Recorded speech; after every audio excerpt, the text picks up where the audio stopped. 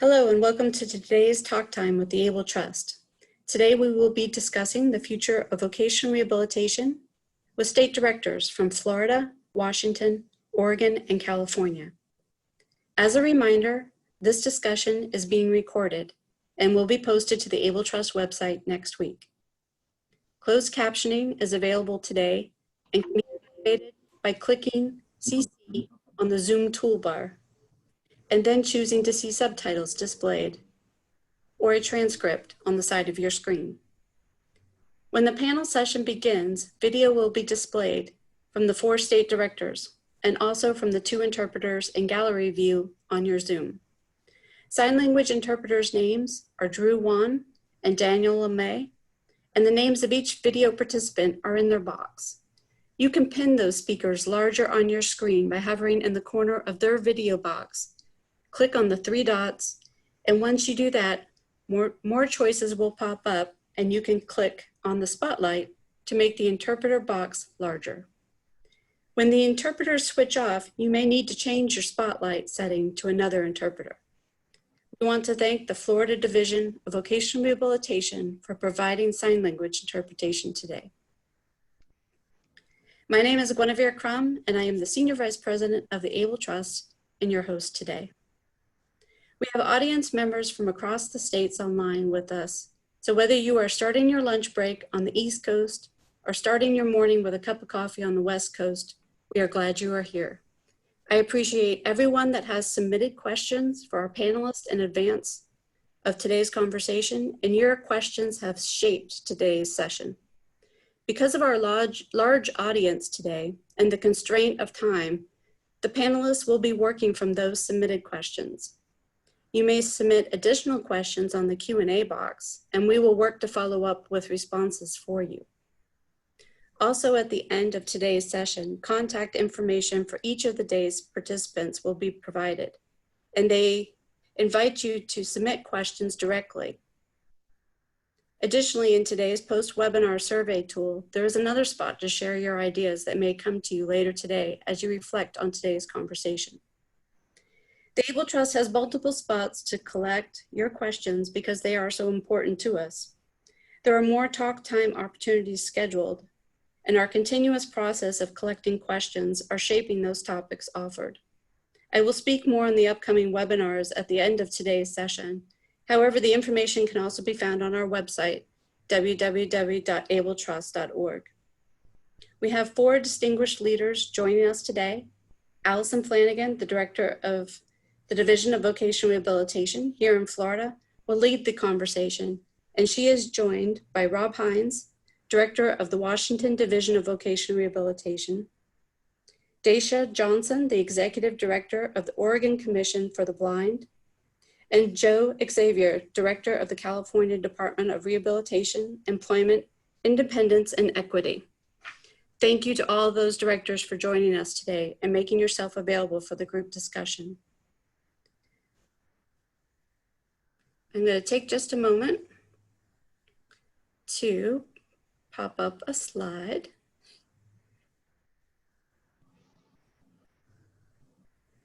Thank you. All right.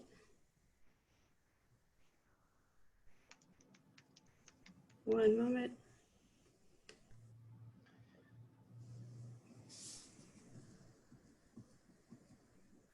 There's our directors. The calling card of 2020 is definitely about dynamic change, and that is uniquely both global and local in scale and effect. The pandemic and the shifting economic landscape are reshaping employment opportunities for all job seekers. All of our different roles in the field are united in having to face new challenges to find success. Our discussion today will start to open up that conversation about the future of vocational rehabilitation. Today's event is brought to you by the Able Trust. The Able Trust is dedicated to creating employment opportunities for Floridians with disabilities and advancing the mission of the Florida Division of Vocational Rehabilitation.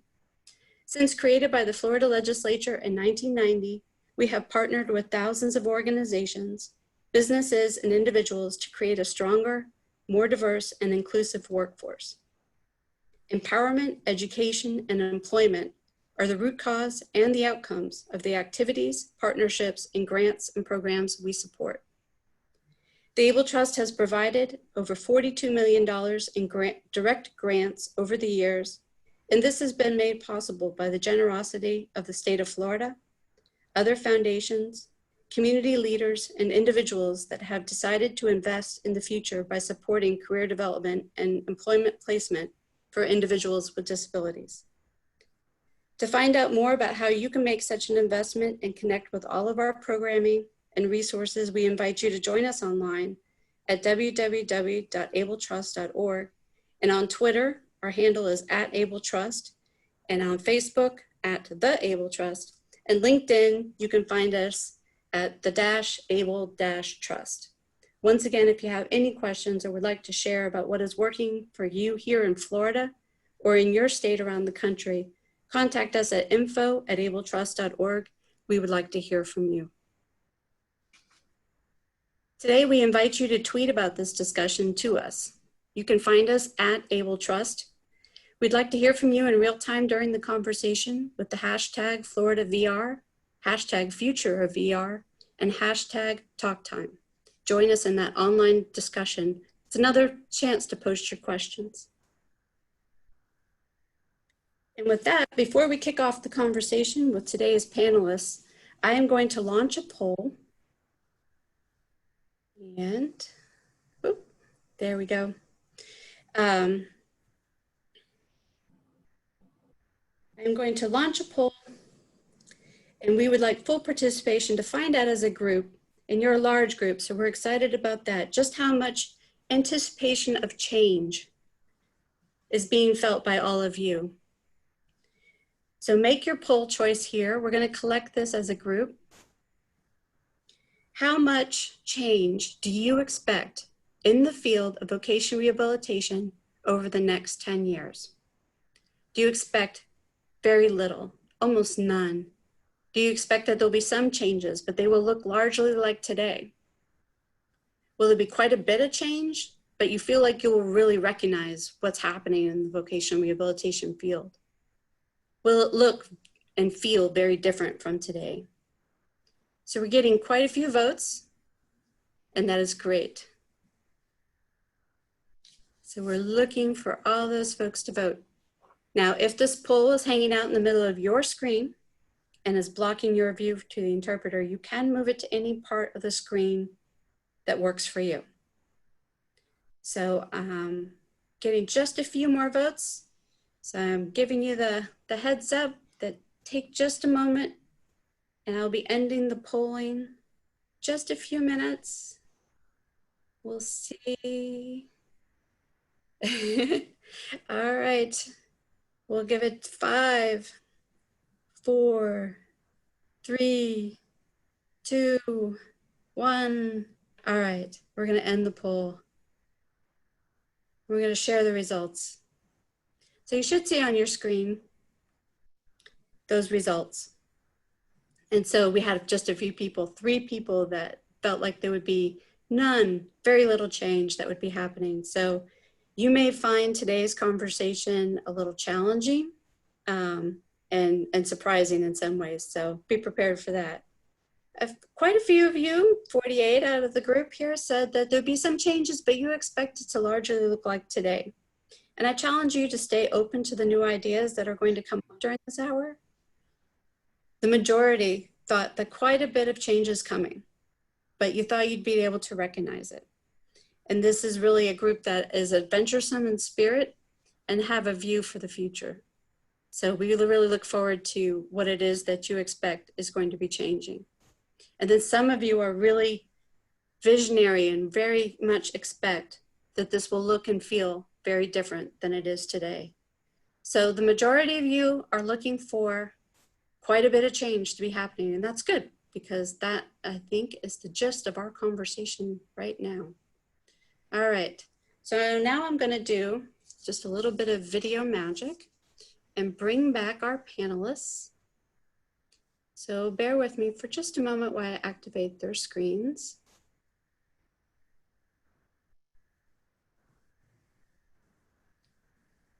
And we are bringing on more.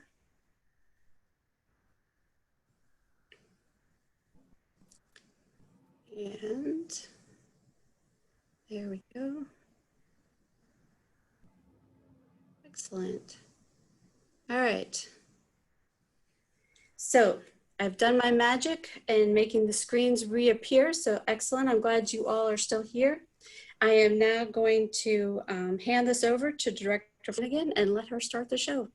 Director Flanagan, floor is yours. Thank you very much, Xavier. Before I start, I want to make sure we've got Joe from California on. I don't see him on the video. Sorry. I will pull him on. There we go. So Joe, I have asked you to restart your video. You may have a button there to accept that restart. There. Did that work? It did. All right, thank you, Able Trust and Xavier, for all of y'all's efforts to have a thoughtful discussion about the future of vocational rehabilitation. I'm very excited to have the three exceptional directors to join me on this panel to share their thoughts and expertise as we look at the future of VR. And, you know, we have 78 VR agencies across the country, and we have amazing directors, but I personally feel like these three are one of our best across the country. So I know the conversation is going to be good this afternoon. It's a good time to have this discussion because this week, VR just celebrated our 100th anniversary this week. It actually was on June 2nd when the legislation was signed back in 1920. So we're one of the longest living programs legislatively, and our individualized services are more critical than ever during this pandemic. So speaking of the pandemic, let's think about what all has occurred in the last few months within the VR program. Many quick adjustments have occurred across the states in response to the pandemic, but we have all made changes within VR that have been a tremendous asset to the states. So let's jump right into some COVID related questions. And Dacia, I'm going to start with you. And if my panelists were wondering how I did this, I did it alphabetically by first name. So Dacia gets to go first. So Dacia, so VR has had, you know, the challenges during the pandemic, and I think a lot of people probably know what those challenges have been. You know, the safety and health of our customers as well as our staff has been a big focus. But there's been positive things that have also come out of the COVID-19 within the VR agency. So can you tell us some of the things you've witnessed as a positive for VR? Yeah, thank you, Allison. And I want to also thank the Able Trust for the opportunity to be with you today.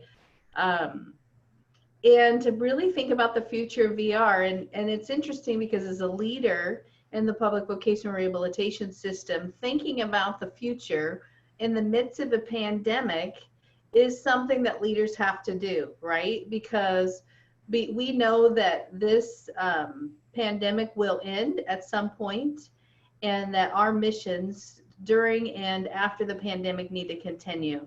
As you mentioned, Allison, the 100-year anniversary to me is a really nice, positive commemoration of that we are going strong after 100 years. And as leaders in the public rehabilitation system, our role is to really think about setting the stage for what the next 100 years will look like, and what the employment of individuals with disabilities is going to look like in the next 100 years, and try to be visionary in what we want the world of work to look like for all of our citizens, including people with disabilities.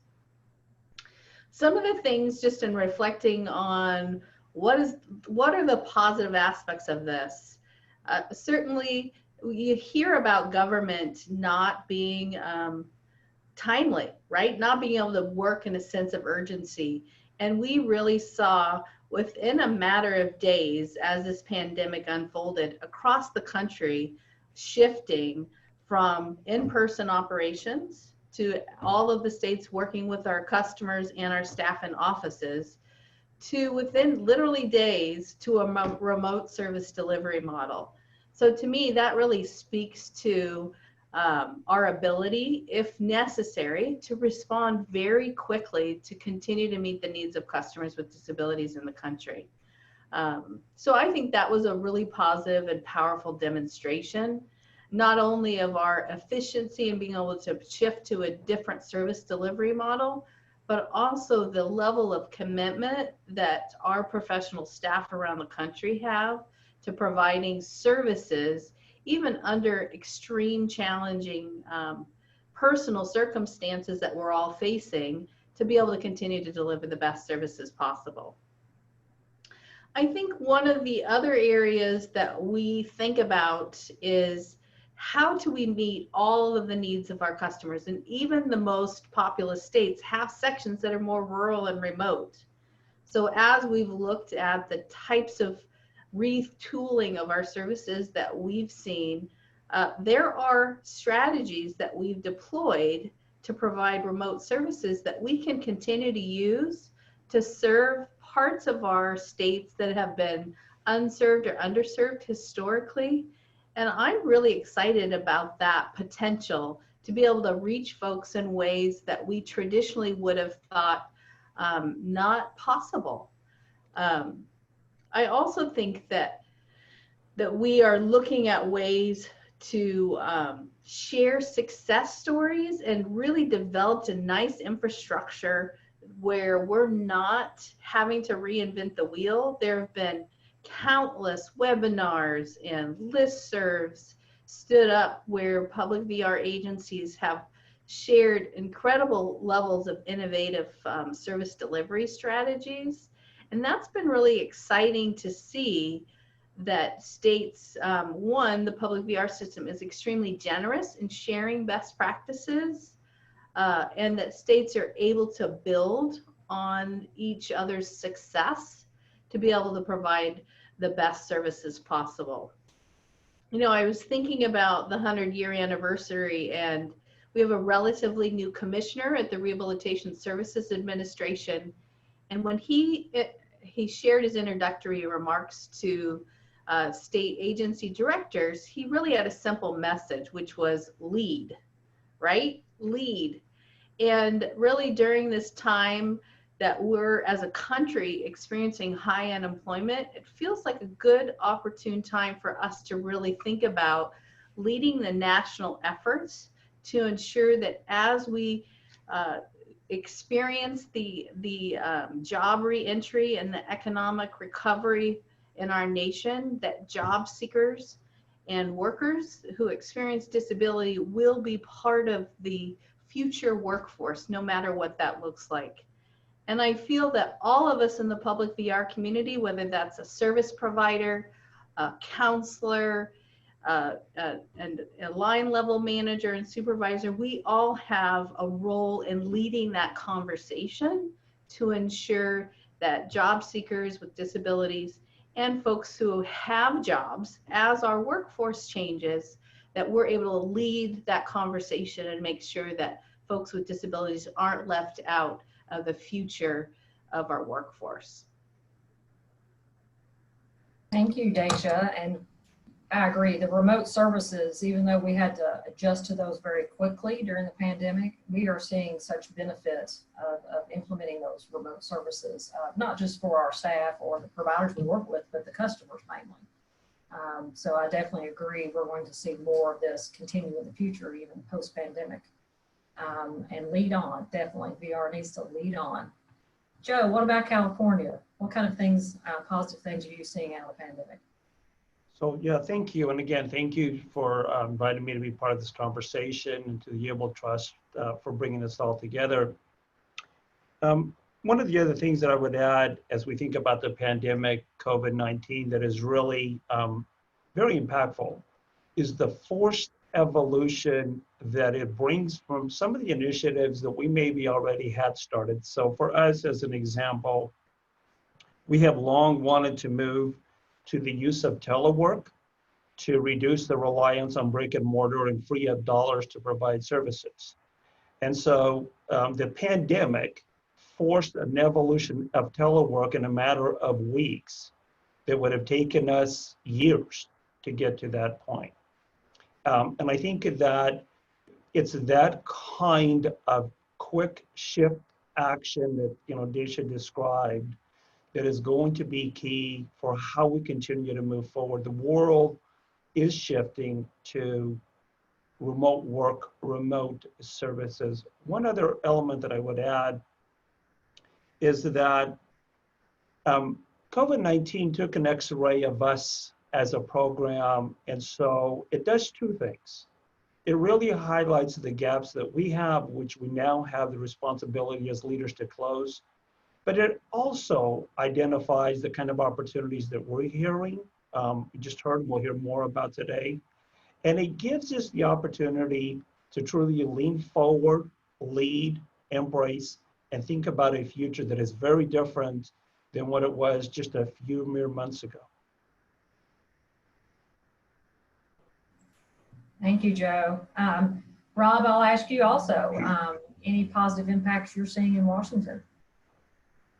Absolutely. So thanks, folks, for having me on this call. I'm very excited to be here and part of this discussion.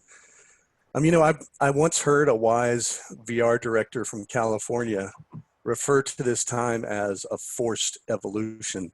And so I'd say we've had to kind of claw our way out of the primordial swamp, and I mean that in a kind way, very quickly, and take on a more nimble mindset in terms of service delivery and tempo, kind of restating some of the things you've heard from Dacia and Joe. But I just wanted to underscore that things that we once considered impossible or just very, very difficult to achieve, we now know are possible. We went from a 2-year telework plan in the state of Washington to a 2-week telework plan.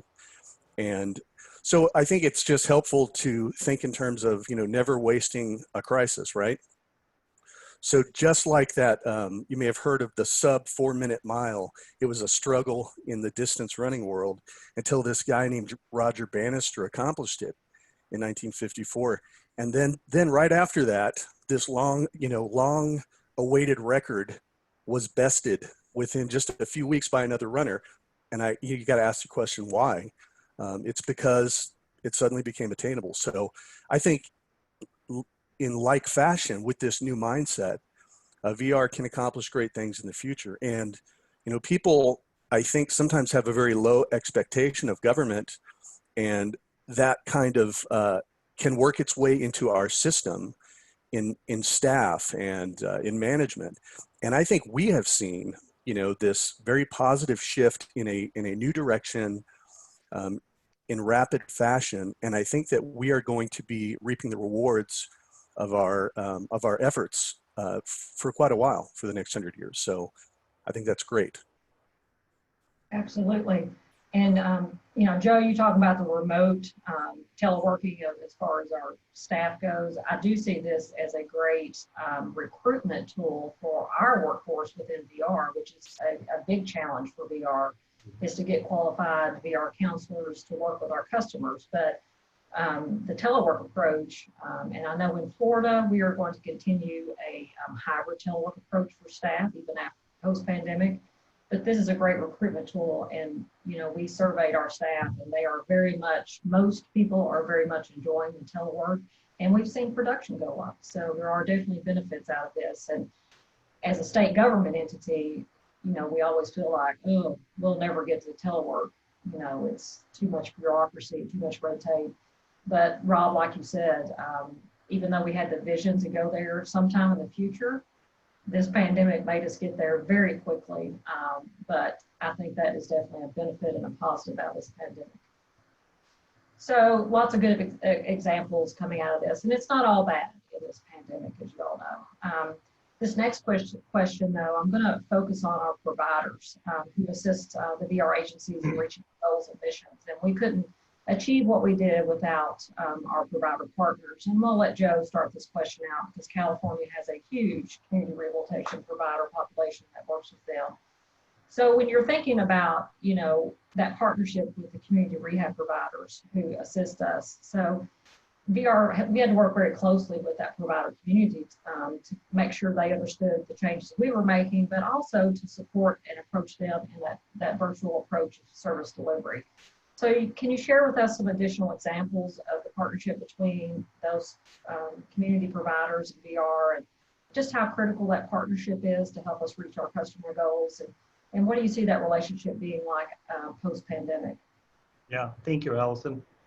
And you're right. There's no way that VR here in California, and I'm assuming in all 78 VR agencies, can do the work that we're doing without the benefit of our community providers, our partners.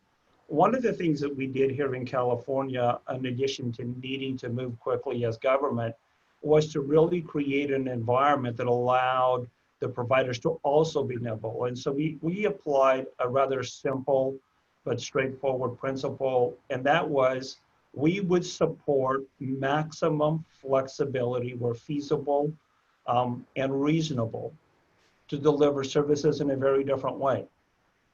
And so our provider community really embraced that and really took on, not only for their staff, the skills and the abilities to work remotely, but as Dacia has already said, just provide remote services. Again, services that we never thought could be provided in a remote fashion.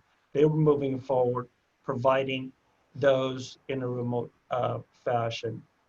They're also quickly adapting to the shift in what the workforce needs.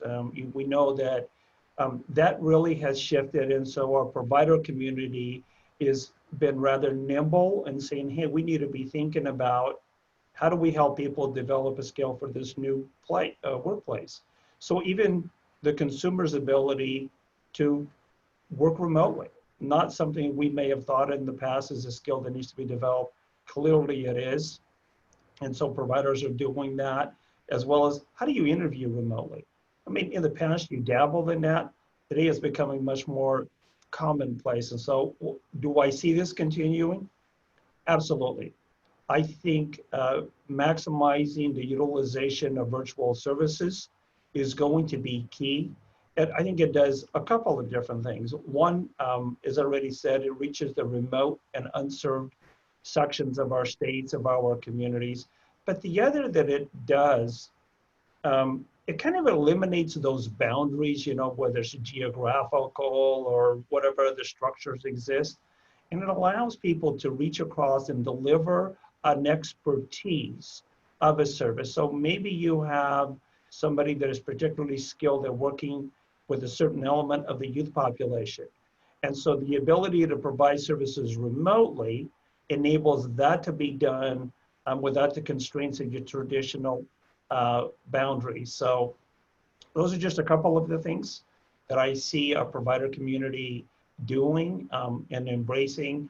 And frankly, I think it's simply the tip of the iceberg. I think the more that we settle into, quote, this new normal, the more creative and innovative we're going to see. And it's incumbent upon us as leaders to set the environment for that creativity, for that innovation, and to embrace doing different, to embrace thinking different. Again, what was not possible yesterday, all of a sudden looks like, wow, that will work. And we need to go with that and embrace it. All right, thank you, Joe. And I agree that that virtual approach with our providers is going to be critical, and I think we're going to see even more of that as we continue to, you know, really look at our services and what can be done virtually and what can't. And I think even the ones that we've initially said, no, that can't, I think we're going to figure out a way to do that virtually as well. I don't think the word can't is going to be in the VR vocabulary for a while. Rob, what about Washington and your thoughts on this? Yeah, just like Joe's comments and yours, I mean, we realize the pivotal time that we're living in, and nothing is more important than our relationship with our CRPs, our providers. So we've been holding, you know, virtual meetings with our providers and kind of doing a listening tour with them, listening to their concerns as well as their innovative approaches that they are considering and that they're employing to continue serving our customers during this pandemic. And then on our end, we at Washington DVR, you know, seeing kind of the critical nature of the economic downturn and just kind of the impacts that has, we're seeking to alleviate those adverse financial impacts. And our CRPs are experiencing a lot of kind of tension around the fiscal piece, because we've also been in order of selection for a while, and now we've got COVID-19, right? So how do we respond to that to continue to have people to provide services for our folks when we do come out of this? Even though it's going to look different, we know that we're going to need our CRPs more than ever. So one of the ways that we're hoping to relieve the pressure is by suspending, I'm just giving you some ideas of things that we've been doing, suspending the requirement for accreditation in the upcoming contract cycle that we have. We've heard from them for some time that, you know, it does place sometimes a heavy burden financially on small companies to be accredited. So we're deciding to suspend that for the next contract cycle while we evaluate other accreditation and monitoring options during the upcoming contract. So at the end of this contract period, the upcoming contract period, we hope to have some various options for them to be accredited. And then also on June 1st, we implemented an emergency 50% rate increase through August of 2020. And at the end of that time, we'll be reevaluating it. So these are things that all of a sudden, you know, we've considered in the past, and we went, well, we're not going to do that. Well, now we're like, it's time to move, and we need to move quickly because it's critical that we respond now in this time to show our commitment to our partners in those community rehabilitation providers and make sure that we've got viable services on the other end of this pandemic. So. Yeah, very true. A lot of good comments there. And I'm kind of excited about what the future with our providers are going to look like with VR. And unfortunately, you know, the order selection where states have wait lists because of limited resources, we've also seen that grow. And this was growing before the pandemic, and now the pandemic is here. So we're seeing more state agencies have to close categories and put people on a wait list. And you brought up a good point, Rob, that our providers are going to be critical to work with those individuals, especially if they do fall on a wait list and VR can't serve them directly. So it's certainly going to open an opportunity for providers to maybe find a new niche. Dacia, what about Oregon or the blind population that you're thinking about?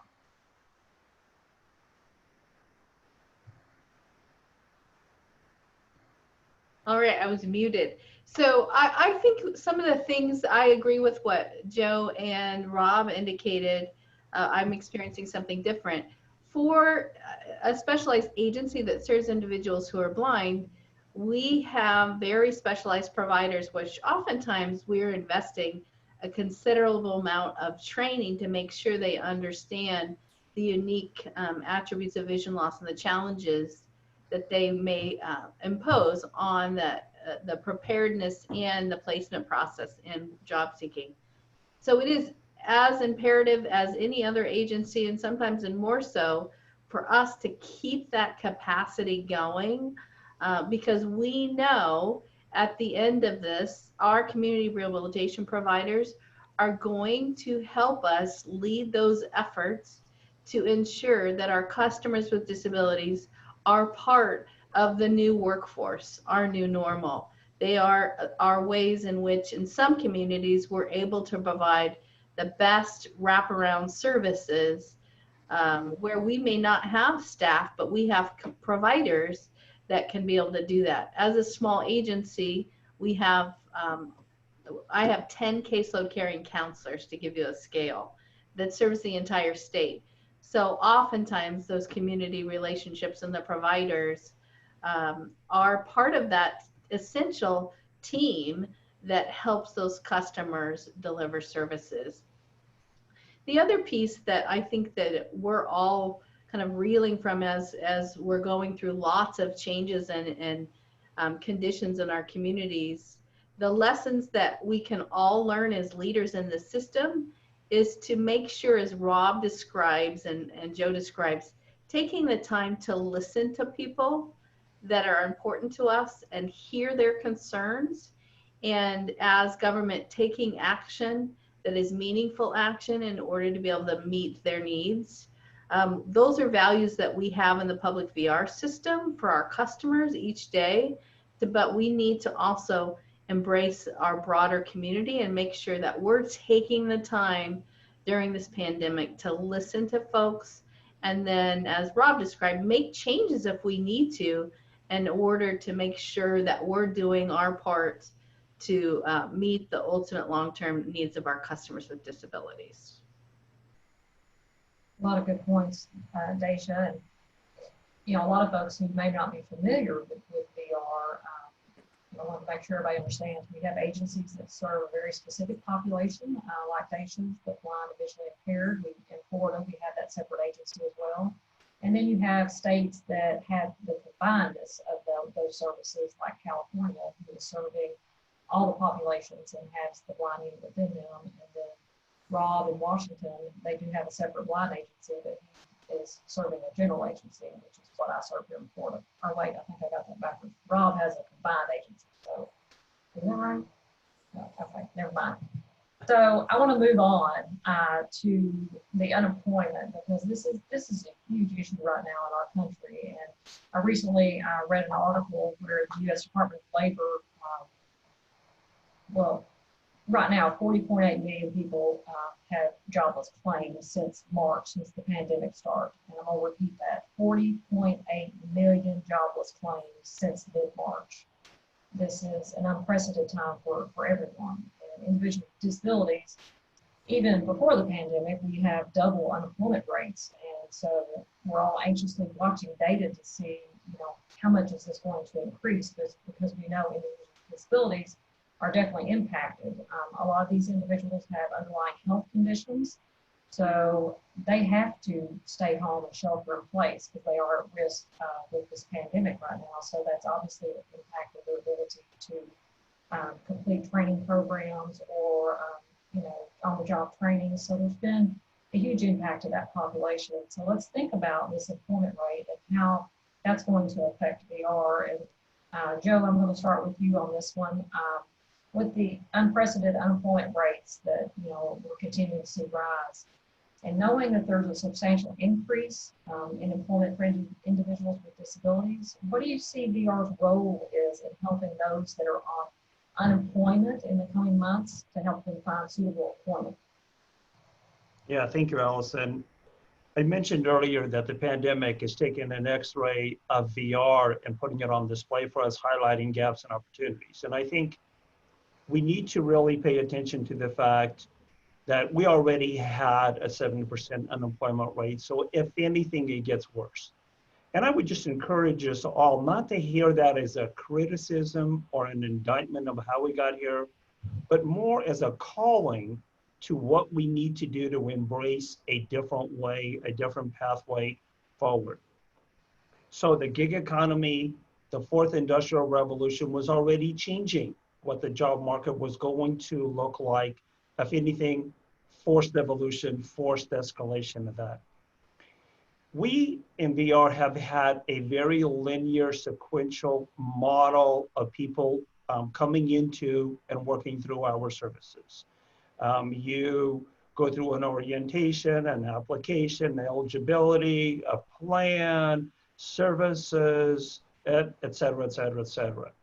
And we really need to think about changing to a model that is a lot more nimble. We need to get the individual in the door now, not tomorrow, not in 90 days, not in whatever the time frame, because that individual that lost their job has a lot of skill sets. So we have to expedite that entry point into. Two, we have to shift our thinking to say, okay, where is Joe when he walks in the door? And does he need just a service, a just-in-time service to either redirect, retrain, and move back into that workforce rather than putting Joe through the barrage of the traditional VR process?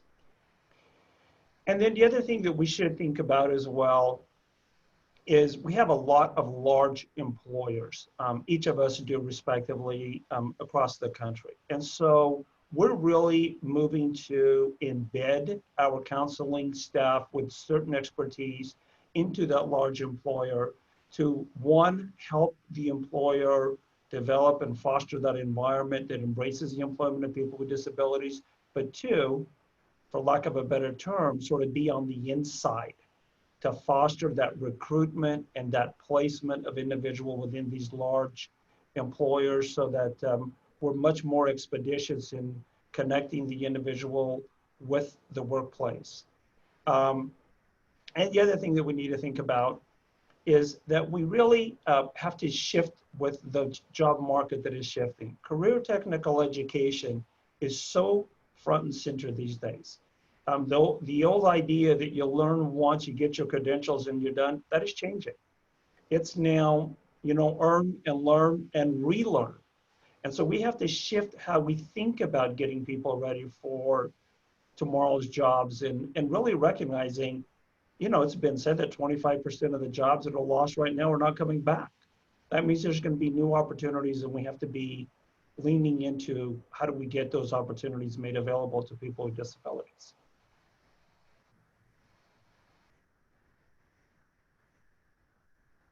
Wait, I'm muted, sorry. A lot of good points there, Joe.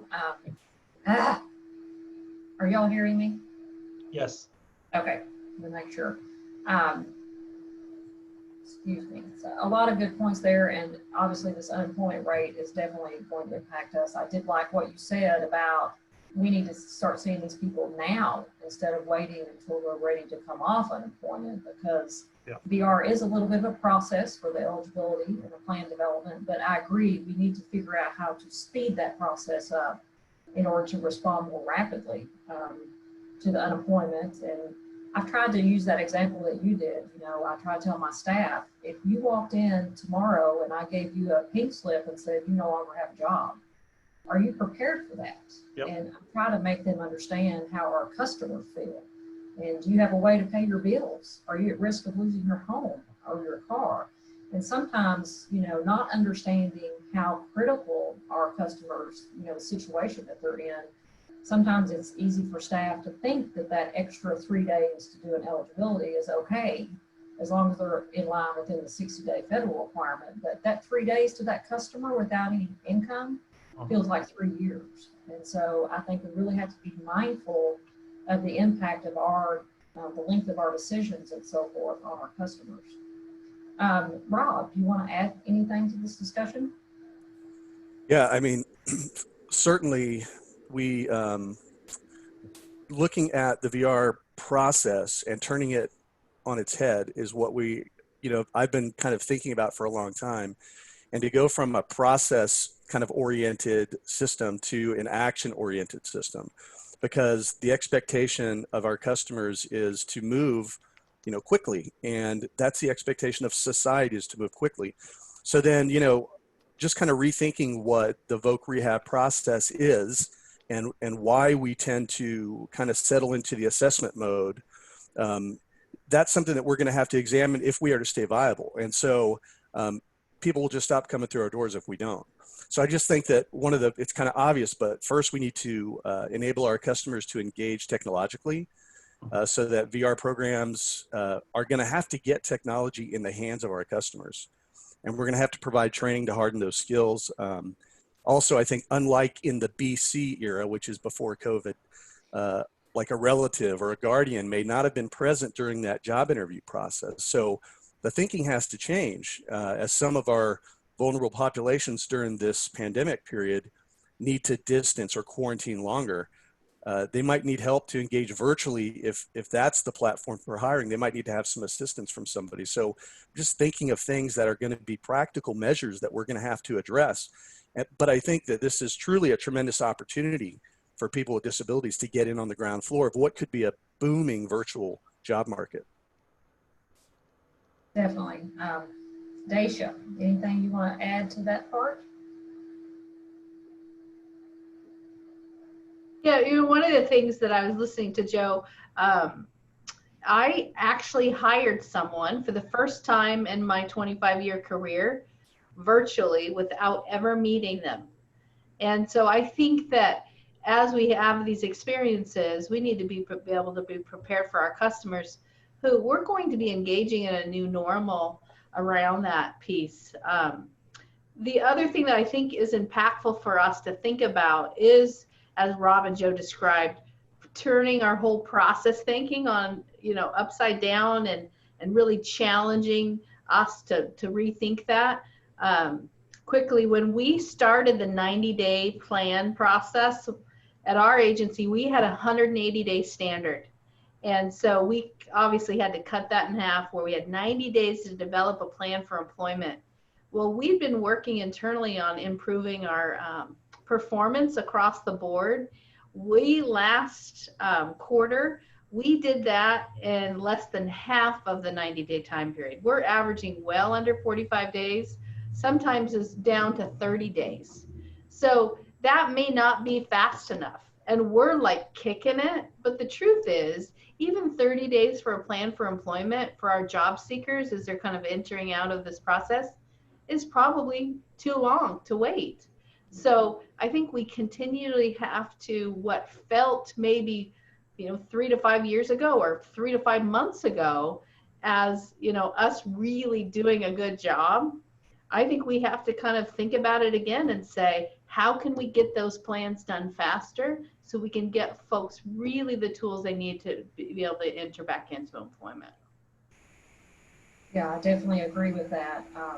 We are a process-oriented agency, but I think we need to move more towards outcome-related and not just process. So I think we're going to see some additional changes in this area as we move forward, and I feel like directors like us are going to be advocating for this at that federal level with our oversight agency.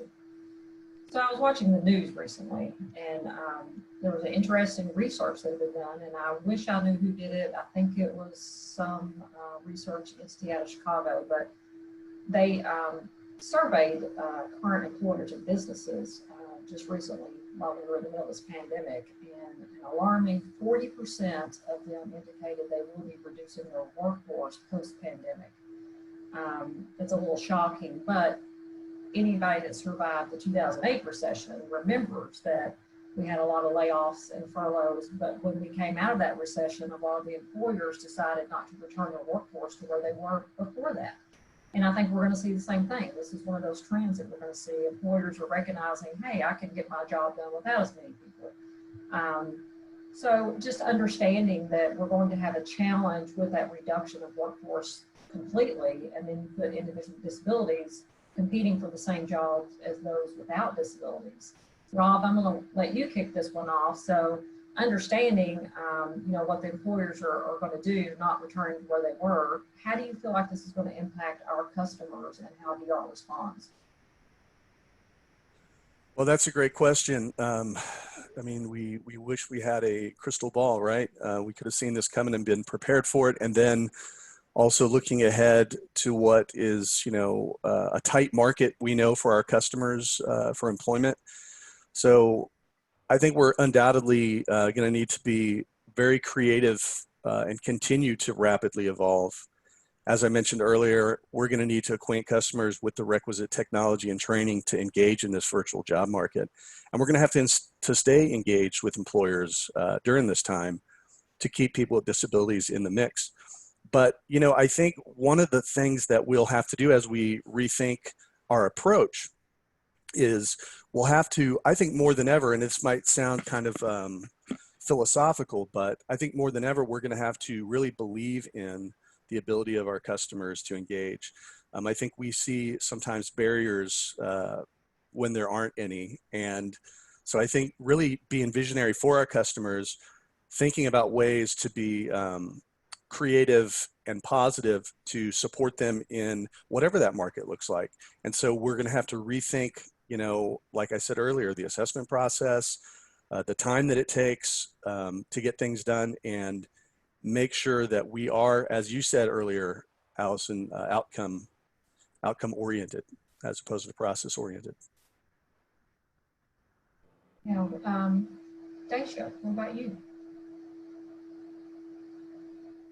I agree. I think that the piece that what we don't know is what the conditions are exactly going to look like. But what I believe in the last decade, what we've seen around disability is I think employers and businesses more and more understand that they should be hiring individuals who represent the community in which they serve. And this gives us, again, as the VR programs and all of the providers, an opportunity to lead that conversation to say, now more than ever, as we're leaving this COVID pandemic, it is important that all of our communities are represented to inform the best business and customer service practices, the best government policies. All of our sectors, I think, should be representative of all the communities of color as well as people with disabilities, and make sure that our community is representative and providing the best services possible to society as a whole. And it feels like there's a groundswell of those conversations happening that VR, again, has an opportunity to lead the disability portion of. Starting to hear that theme again of the word VR lead. Joe, do you have any additional comments on this? Yeah, I just want to kind of highlight something. Another aspect of this I think is really important. So my 3-year-old grandson is going to preschool virtually a few hours a week. And it occurs to me as I'm watching him that he is developing the skill set for tomorrow. So many of the people who are in today's workforce or that need to get back into today's workforce have not necessarily developed that skill. So we have to do two things, really engaging with business. One is we better understand what the job tomorrow looks like. Is it going to be more virtual? Is there that skill set that needs to be developed in order for the person to be competitive? We need to identify what that skill set is, and we need to get after helping not only the consumer who is coming down the pipeline, not only that 3-year-old, 10-year-old, 20-year-old that is okay with technology, but the one who's here today.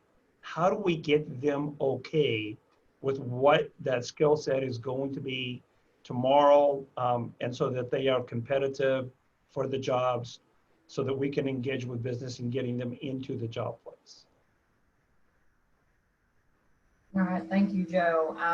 You kind of tipped on my next topic that I wanted to hit, was really focusing in those industry sectors, because we know the pandemic is changing those sectors that are going to be that have the most workforce needs, and that's going to require our customers to maybe be changed in a different approach. We've already talked about technology and how technology is going to play into these positions in the future, especially if someone is teleworking, which I think a lot more companies will do. So when you really think about those industry sectors, how do you feel VR needs to adjust our approach for our customers so that they have the best training in the fields that are in demand? Dacia, do you want to begin that one? You know, one of the things, just thinking about the impacts and of the current COVID emergency and the pandemic on the industries at large, our industries, when we went through this a decade ago, in the 2008-2010 time period, it was a structurally different thing. And our current crisis, I think that what we've learned so far is that we can expect an impact on all sectors of our economy. Government is affected, retail is affected in ways that we haven't seen previously. And this is an unprecedented time. So as we're kind of looking at what this could look like as we're reopening, some are predicting a broader impact to sectors that might not even return in the previous format. You know, there's things for, you know, businesses that have been around 100 years who may never come back, that will not only affect our customers that are working in those environments, but also there may be a ripple effect of other retail type settings that just is fundamentally going to shift. I think our travel sector and all of the supportive services wrapped around travel is going to look differently. Certainly manufacturing is going to look different as we're looking at aspects of the manufacturing that have ramped up to meet consumer demand for certain types of things that we use in our daily life. to others that are certainly going to have to shift and challenge to operate differently with social distancing and maybe other health guidelines. And speaking of social distancing, to think about for an agency that predominantly serves individuals who don't drive, right? We serve individuals who are blind. They access largely public transportation that is going to look different. We're going to have to rethink how we're getting our public around in densely populated areas of our country. That is going to have an impact not only on our customers, but the urban sectors that rely on getting their folks to and from work using that public transportation system. You know, some of the things around public services, we're used to Monday through Friday, 8 to 5 work, where through social distancing and through consumer demand, I can envision that it may be that we have some additional shift alternatives where perhaps even government agencies have different work hours to meet the customer's demands. I do, and certainly we can already see that the telework across the board is going to fundamentally change the way we do business. And, you know, as business, as a core partner of VR, I do think it's another opportunity for us to lead, to say to business, help us know as you're thinking that out, have a framed up conversation so we understand in real time as they're shifting their business models, how we need to shift our customer delivery to both business and customers with disabilities to make sure that our services can respond to those needs in real time. Thank you, Dacia. Joe, I'm going to let you respond to this, specifically talking about those industry sectors. And one thing I want to throw out there, though, is I feel like the pandemic, the gig economy, which is already getting a lot of traction before the pandemic started. And if you folks aren't familiar with gig economy, it's kind of like working for Lyft and Uber. You set your own hours, but it's working for a company, but yet it's still kind of self-employed because you set all the parameters in there. So that's the gig economy. And then also self-employment. So let's include that in our discussion on these industries and how that's going to change, because those are definitely two options for our customers that allows greater flexibility before the pandemic. After the pandemic, I'm not sure what it's going to look like.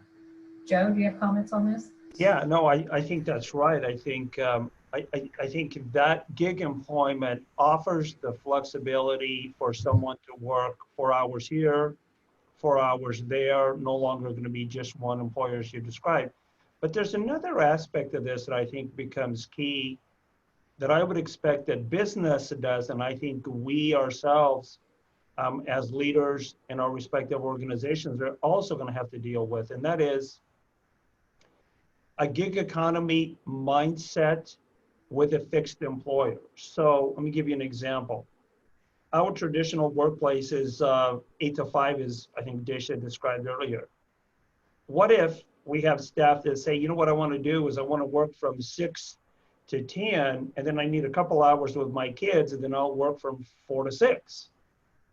In the past, we'd go, no, you got to work 8 to 5, button chair. If we don't see you, we don't know.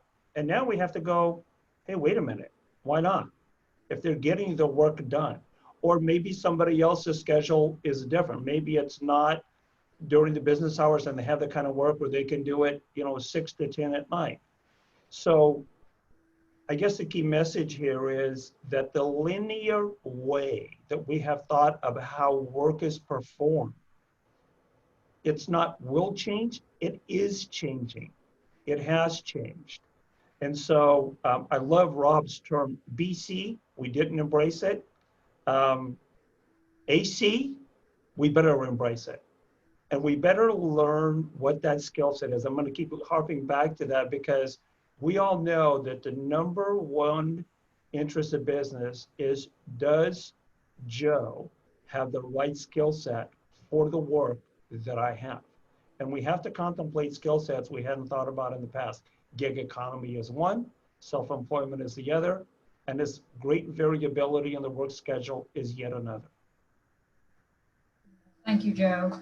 Rob, how about some additional comments on this topic? Yeah, I mean, I'm not going to repeat the great comments from Dacia and Joe, but I will say that, you know, just to kind of go back to the change of the sectors, the impact of the different industries, we know things like retail are going to be so different and transformed at the end of this pandemic, or it's already transformed. You've got curbside and you've got direct shipping for most products these days. So what I want to focus on is getting our customers into different sectors, because, you know, I just want to be honest. I sometimes go and listen to report outs or presentations about these great opportunities for people with disabilities, but they're kind of in the same sectors always, you know, services and retail. And it's like, I would love to see our folks be able to shift into these emerging markets where there's better financial viability and better connection to their community and, you know, better satisfaction over time. So that's the piece that I want to kind of concentrate on as we think about this. Yeah, it's a great recommendation, and I think all of us should be focusing on that, and not just, for the lack of a better word, settling. You know, don't let our customers settle. They really have opportunities out there, and it's up to us to encourage them and help them see those goals met. So I'm going to shift a little bit and let's talk about our stakeholders that are across the country. And that I'm not talking about our providers who are providing services for us, but stakeholders like our business partners, nonprofit entities, national organizations and corporations that support employment for individuals with disabilities. And Joe, I'm going to kick it off with you first. But when you think about our stakeholders, they don't provide that direct support, but they do support all of our efforts and the challenges that we have with our customers.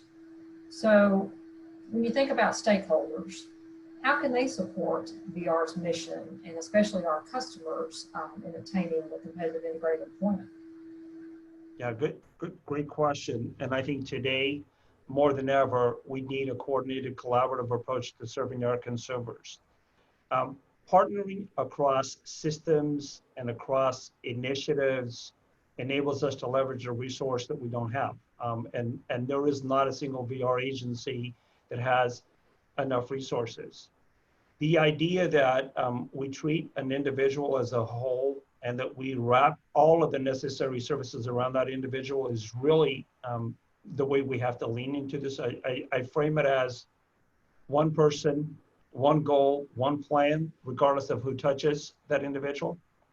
And that partnership, by the way, is at every level in every system.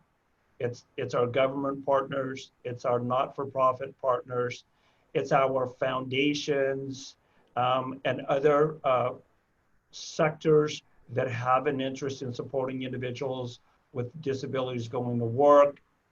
There's models out there where philanthropy has partnered with government to advance, you know, an initiative to develop certain strategies that really have that wraparound impact on the person. I think sometimes in VR, we think of the individual only needing employment. And, you know, while true, employment is the way forward, it's really hard to think about employment if you're hungry or cold or you can't get to the job.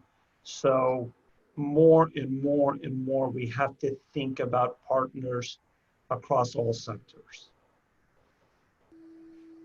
Yeah, very true. Our customers often come to us with so much need, and while VR is somewhat limited to just that employment focus, I mean, there's other supports that we can do, but just understanding all those other partners and resources out there to make sure they have the assistance in all their living needs, I think is critical. And there's definitely a shortage out there for housing assistance. That's a struggle that we have here in Florida. Food, I mean, you name it. There's a lot of resources out there, but I don't think there's ever enough. So, Rob, how about you? Absolutely. I mean, let's face it, government resources and VR resources are finite. So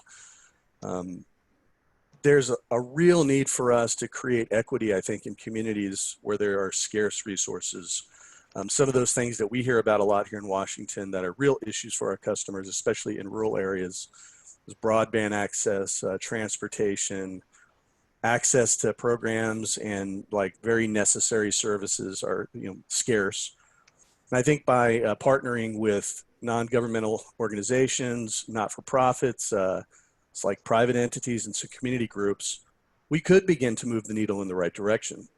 And we would be augmenting government programs like VR and leveraging third-party funding to create, I think, what would be like sustainable models where everybody benefits, especially people with disabilities, right? And business, we could begin to, if we can benefit the people with disabilities and business, I think we could begin to chip away at that granite-like unemployment rate for people with disabilities. Also, I think improved partnerships with other disability advocacy groups would be great because we could leverage our missions. It could be exciting. I think some examples would be like the Traumatic Brain Injury Council, working to bring awareness to the community about TBI and training others on how to work and accommodate individuals with TBI. Think about that. If you had, other agencies pulling on the rope with you, it would really alleviate some of the weight that you have to carry, right? And I think it could make a huge difference for the people that we serve. Right, that's a great point. And while you were talking, I actually remembered that you are a veteran and you have a big interest in veterans with disabilities and helping them achieve their goals. But what kind of partnerships do you see in the veteran world?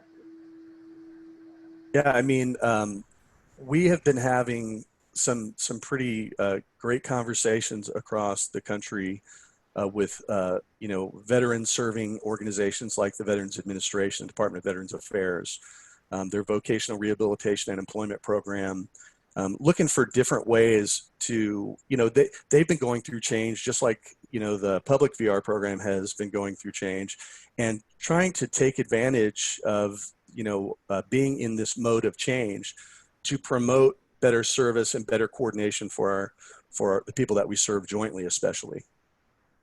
Yeah, and thank you for your service, Rob. Oh, thank you. Dacia, what do you think about our stakeholders and how can they help VR?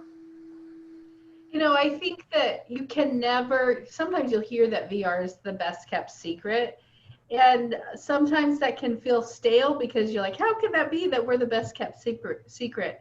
But we are relatively small in the field of human services, right? There are larger overarching systems of labor and education that are larger partners and more visible in the system. So we really need to continue to rely on our broader partners and stakeholders to help ensure that the vocational rehabilitation has the largest visibility possible in the system. I also think that to leverage and encourage those stakeholders to be a champion in terms of their own workforce.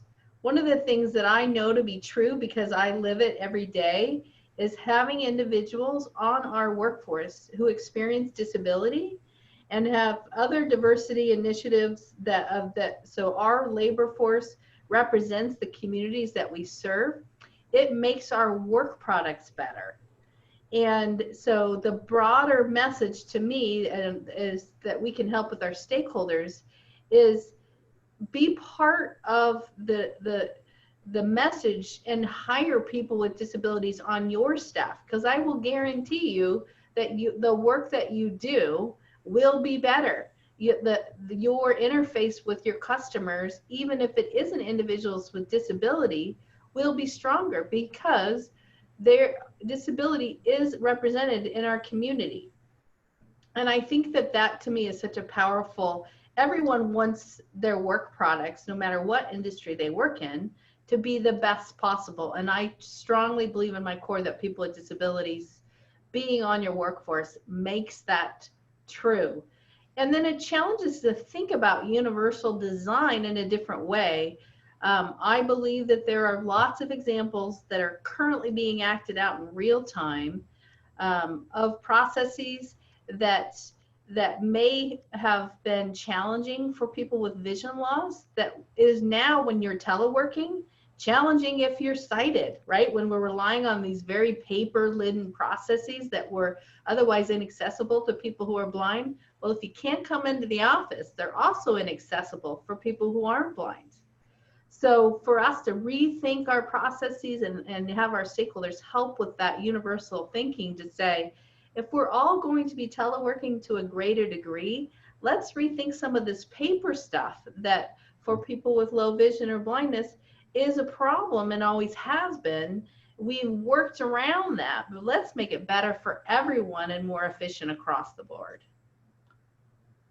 Some great points there, Dacia, and I can't agree more, about making sure not just our stakeholders, but everybody that we partner and work with should also practice hiring people with disabilities. I recently, we hear lots of success stories, and I'm very proud of those successes, but just recently here at headquarters in Florida at the VR office, we actually had a customer through the on-the-job training, the OJT, actually did work here at headquarters for us. And this individual had a background in finance, and that's what his goal was towards. But yet he was here at headquarters at the reception desk. So this was not in line with his vocational goals. So we quickly got him switched to our financial payments section. And he did an OJT there. And I was so proud last week when I got the personnel package to hire him into a government position because he had done so well with OJT. And I was just like, this is exactly what it's supposed to look like. He came to VR. We gave him an opportunity in his area, the financial background.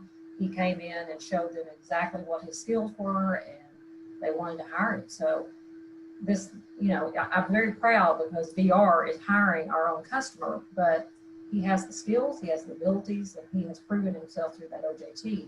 So seeing individuals work, it's not just helping us achieve our mission, but it's really helping the community. And all the people that are going to interact are going to be like, oh, wow, maybe we should hire people with disabilities, because there's still that stigma out there, folks, among many employers, even though we're almost 30 years for passing the ADA next month, that still think that a person with a disability is going to impact their insurance, or a person with a disability is going to cost more with accommodations. There's so many false myths out there, but our customers are proving it wrong, and we need to keep sending that message out there. So we have about 15 more minutes, and I'm going to throw out one last question. And I also know there's a lot of questions in the Q&A section, and I will let Glenn and Veer with Able Trust to figure out how we're going to address those. Because I want to make sure everybody gets their answers to their questions. And some of them are very specific to a stage or a process they have in place. So we'll make sure we get those asked. But Rob, I'm going to start with you on this one. And I just want us to visualize 5 years down the road. It's 2025. We are well past this pandemic. What is it? We're AC now after COVID. And let's really think about what's happening in VR now 5 years down the road, and what is happening with our customers in 5 years. Do you have any crystal ball view on this? Yes, the crystal ball, right? Yeah. Well, I mean, I think a lot of it is stuff I've been thinking about for a while, and aspirational as well. I mean, I see our staff and our customers as more nimble than ever. I mean, obviously we are now more nimble than ever. And I think at that time, I believe our focus and our thinking and our philosophy towards the VR process will have evolved and changed. We will have hardened those mobile work skills and found ways to maximize the effectiveness of the telehealth platforms that are out there that we've begun to use, like Zoom for telehealth. Our customers are finding more opportunities in the virtual job market. They're in different sectors that are emerging or have emerged. I believe, and this is one that I've been excited about for some time, even before the pandemic, just because space is so expensive. I believe that we will have virtual teams bringing services into the community. The whole brick and mortar idea will have shifted in many cases, especially in urban centers. Washington DVR, please God, will be completely paperless, and our need for leased workspace will probably shrink by 33% or more. And so I believe in that way. Hopefully, we won't be 10 years behind, the private sector, or 15 years behind in some cases, and we'll be more in line with the speed of business. And people will recognize us as a true partner to business, and we'll see the value of partnering with VR to employ people with disabilities. Yeah, excellent. I am holding my hat on the paperless process as well. Right? Yeah, Dacia, what about you? Yeah, I agree with what Rob was saying. I think one of the interesting things to think about how government has shifted. I think we have an opportunity to keep up with the private sector in this new normal. And, where even I have to admit myself was apprehensive about telework for direct service staff. I deemed them not suitable oftentimes. I've had to think about my own perceptions because our production has been comparable. Our referrals are down, but for the folks in the system, our plans have not been impacted. Our applications are slightly down below referrals, but I believe that the work can be done. And if the customers are getting their needs met, and if we have staff feeling like they can continue to deliver services, I do think that we need to lead that effort to say, hey, let's not think traditional. I think we have to continue to challenge ourselves that what we thought to be true, we've learned is not exactly the case across the board. And I think that to speak to some of those traditional stereotypes around hiring people with disabilities, I think we can lead the effort to say what you thought about disability, folks with disabilities on your workforce is also one of those things that we thought to be true, that is not evident. And as more and more data becomes available, we can use that to lead those efforts to say, people with disabilities on your workforce will make your workforce stronger. I do think that this will be in 2025, we'll have more tools in our tool belt to continue to be the champions of that effort. Very good. Thank you, Dacia. And what about Joe? Do you want to wrap this up, this question?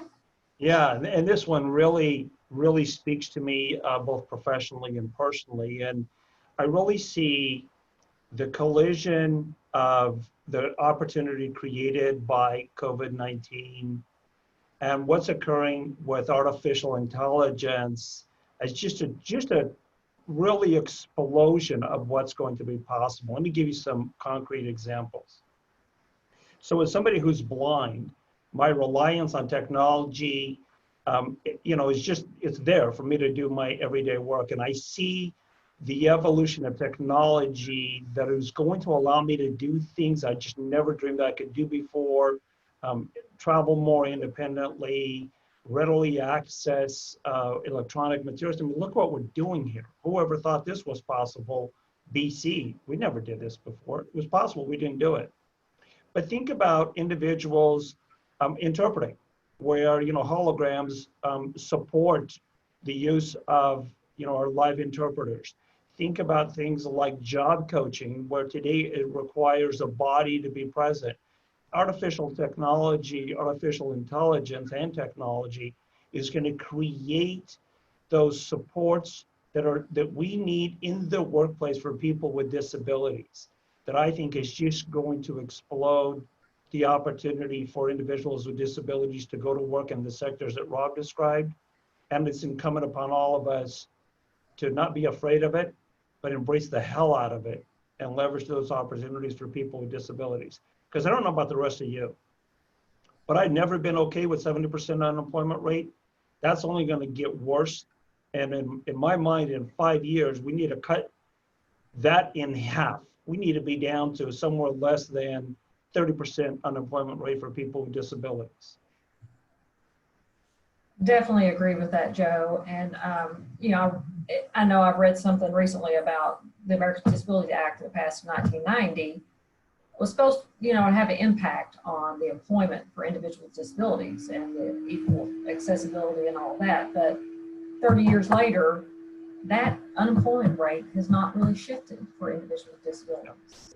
And even though so many employers out there are very open to hiring people with disabilities, and they have opened their doors and they've provided accommodations, there is obviously something else happening that's not impacting that unemployment number. And I feel like we need to really dig into that and figure out what is it that we can do to make sure that people with disabilities are valued and they want to work, and there's no disincentives out there, because we know insurance and all that is a big piece of this. But it's definitely, I agree completely, wholeheartedly with some of the statements you've said. But we only have a few minutes left, so I want to give Able Trust and Employment Bureau time to wrap it up. But I want to give my personal thanks to Dacia, Rob, and Joe. Y'all have done an exceptional job, which I knew you would. That's why I reached out to y'all to help me on this. Definitely gives us some food for thought. There's several things mentioned here that I feel like I need to sit down as a director and really figure out, okay, these are things I want to happen. Now, how do I get them to happen? And start that process and not wait too long. You know, I think Rob, you talked about, let's get on it now. Let's not wait for 5 years. So there's a lot of work that I feel like we have ahead of us, but it's exciting work, and we're going to see the benefits in our customers' outcomes. So I thank you all. I appreciate you. I know I owe each of you now for this, but I'm going to turn it over to Xavier for the final words. Thank you, Director Flanagan. I am going to spotlight on Daniel. I hope that's okay. So I'm going to share my screen as well, and I will bring you to close out. There we go. So I am going to launch a poll, and hold on.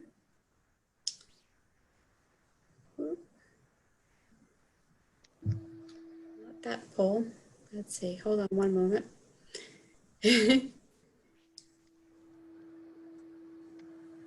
Well, oh, here it is. Launch the second. Thank you. So I would like to ask everybody here, do you have the tools that are needed to meet the challenges ahead? So we have a tremendous amount of folks that have stayed on the call with us. And I know that a lot of you are vocational rehabilitation employees, and a lot of you are providers, and each of you have a different perspective on this. But do you have the tools that are needed to meet the challenges and the changes ahead? Can you help the customers and the folks that you are trying to work with gain employment? So that's the question that I would like to ask. And the answers are a simple yes, no, and unsure. We are interested in all these responses. And so everybody that is answering yes right now, take the time to share with us your favorite tool that is working for you. So you can do this in the Q&A. We've gotten a lot of really fabulous questions, and we're going to be working on responding to those folks that have laid in some really thoughtful questions, and I appreciate everybody who has done that. You will also be receiving a survey that will be coming to you. That's another great spot to lay in some of your favorite tools that are working for you. So everybody that's answering yes, please take a moment to do that. You can also contact us at info@abletrust.org. We really want to know what's working for you in your state, and we try to raise that awareness with everybody that's on the call today. Your strategy might become part of the key takeaway notes that are going to be developed from this session. If you answered no, please share with us the idea that you have of what is missing. What tool do you not have that would make a difference for you in the work that you're trying to accomplish? Share this information that same way into the Q&A, or send us an email at info@abletrust.org. Your perspective of what is missing is really critical as well. And if you're unsure, please take a moment to share with us what is making you feel some doubt whether or not you have what you need, or if you feel like there's a strategy that's working a little bit, but maybe it needs some help. So those questions that are lingering for you, we'd really like to be able to dive into that deeper and maybe develop that as a future great talk time session, so that we can really get into that subject that is really not bringing some peace for you, and we can bring some light into that question and share it with a really broader audience. Because if you're feeling unsure, there's probably somebody else who's feeling that same way. So last call for the votes. I'm going to share where people are feeling that they are, whether or not they have the tools that are needed to meet those changes. So last call for votes. So most of you all felt like you had the tools that you need, and that's really interesting. So what I'd really like to know is what is working for you, and we can make that part of this key takeaways summary that we're going to be developing from today's session. Those of you that are unsure, there's a real mind there to tap into and really find out what it is that we can help you bring some clarity. So share your doubts, share your challenges. We'd like to get into that. And for those of you that do not feel like you have what you need, what is it that you need?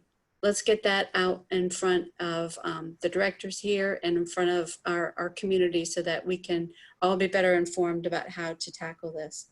So I appreciate everyone participating in that. And with that, I am going to launch the final 2 slides. So bear with me for just a moment. Technology, here we go. And I will click. So upcoming programming and resources from the ABLE Trust. I would like to invite everyone to join us for our upcoming webinars. On June 18th, we have jobs in Florida today and tomorrow, and the discussion and the panel got into a lot of this today. What are the jobs of the future? What are the industries that may not be around post-pandemic? What are the contractions, and where are the expansive opportunities? So join us for that discussion on June 18th. Registration is open on our webpage. You can get to us at www.abletrust.org. And then at the end of the month, on June 30th, we have a organizational capacity building session, and that's with myself. Please register for that. That registration box will be open later today, and we invite you all to be a part of that. You do not have to be from Florida to sign up for any of these. These are free, and they're open to everybody that's on the call today, and share them with your friends. We'd like as many people on those as possible. A copy of today's discussion will be posted onto the website of the ABLE Trust next week.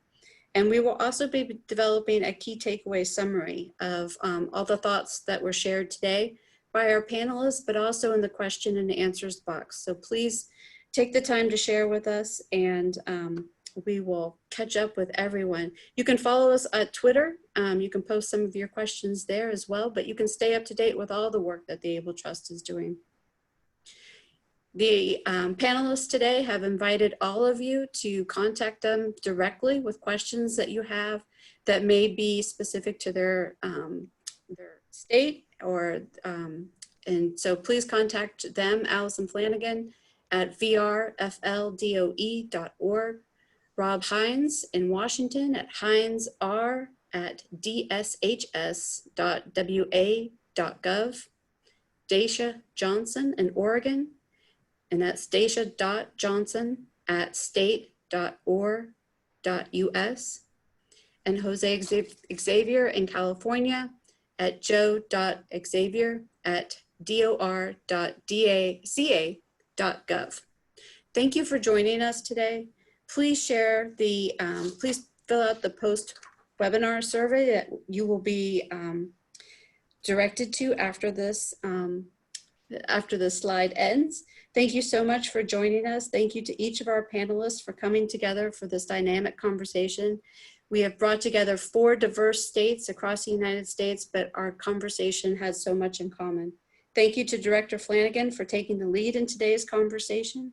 It has been a privilege to learn more from each other, and we appreciate everybody that has given the ABLE Trust tips on how to make this webinar more accessible. We appreciate that. If you want to connect with us, we would love even more details. So those of you that submitted those recommendations anonymously, reconnect with us. We'd love to follow up. We need a better guide to make Zoom accessible for everyone. But aside from that, I would like to Thank everybody for participating today. Look for the key summaries takeaway to be available on the Able Trust website. It'll also hit your email. And on behalf of everyone here at the Able Trust, we wish you good health and to stay focused on the future. Thank you so much for joining us today.